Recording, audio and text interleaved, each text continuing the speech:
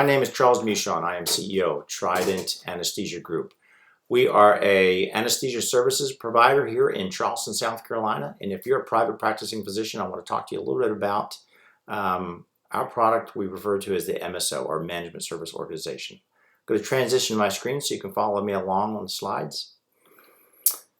Bear with me. So our first slide, really just beginning, it is what it is. It's an MSO strategic partnership for you. It's an opportunity for us to provide practice solutions or services to your medical practice, and there's an investor opportunity track for you, and we'll cover that later in the slides. So a little bit about us, Trident Anesthesia Group. We're headquartered here in Charleston, South Carolina. We have a 41-year track record building and managing exceptional anesthesia practices. To this day, we're still physician-led and physician-owned after 41 years. So we're deeply rooted in the private practice, and you can see that.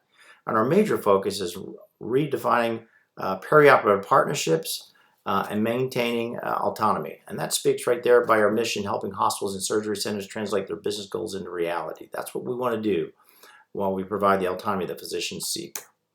Fast facts about anesthesia: about 35,000 anesthesiologists actively practicing medicine, 17 national firms that are continuing to employ physicians. There's a big movement towards employing physicians and putting them on contracts and contracting services back out to hospitals and surgery centers.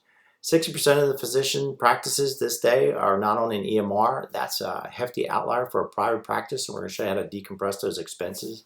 The average age is about 50 years old, and anesthesia is one of 21 medical specialties that's going to have a shortfall in the future as they look to recruit. So the goal to share best practices and create services together is going to be key. The triple aim is here to stay ever since the Affordable Care Act, and as you know, that's to improve the patient population health at a lower cost with higher satisfaction. Options for employment for anesthesiologists: they are either hospital employed, publicly traded, or these private equity firms that are putting capital into the practices. We are still independent after 41 years, and we believe it can be done through the MSO. So the Management Service Organization is just that. It's a product that centralizes business and administrative and strategic services for your medical practice. This is sort of the pre and post picture. I won't spend a whole lot of time here, but to the left is what you typically see in a mom and pop shop, where you would have your office manager driving and controlling a lot of the HR functions, accounts payable, general ledger. Maybe you have a biller in-house doing the revenue cycle. And to the right is where services are centralized and those costs are allocated over a number of practices, enabling the physician, lifting that burden of management off the physician so they can practice medicine. Typically, there's a buy-in for MSOs. In our MSO, we have waived that fee.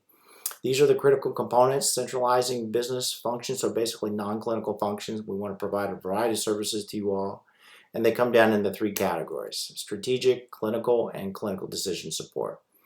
All of these drive costs, but by centralizing these and spreading the overhead over a number of sites of service, we can actually pass that savings back onto you as part of being a part of our MSO. Personal advantages and benefits: you get to control your own destiny, your economic destiny, you retain your professional autonomy and create personal wealth. This is the vehicle for sharing quality data through the CIN, the clinically integrated networks. ACOs function very much the same. We've covered how it spearheads the day-to-day. Long range, as we raise capital together, again, these savings, because you guys control the capital, are passed back onto your practice. We have the collective bargaining.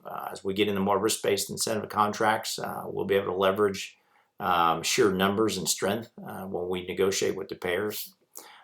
So many advantages and benefits to you as your practice, which is all the reason why you would want to join our MSO. And there's our top 4 points.